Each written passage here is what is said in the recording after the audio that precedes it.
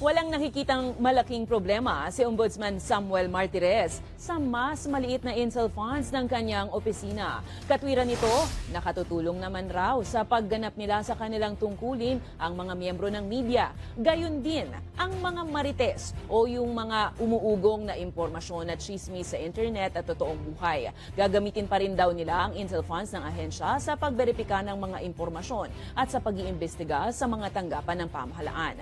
Matatandaan ang ipinababa ng ombudsman sa 1 milyong piso na lang ang Intel funds ng naturang anti-graft body, malayo sa 51 million pesos na unang hiningi ng opisina. Sa ngayon, aprobado naman na ng Senado ang 5.34 billion pesos na pondo ng Office of the Ombudsman sa 2024. Idaan mo sa ngiti, baka naman matulungan ka ng iba. Idaan mo sa pagmamarites. In fact, I'll be honest with you.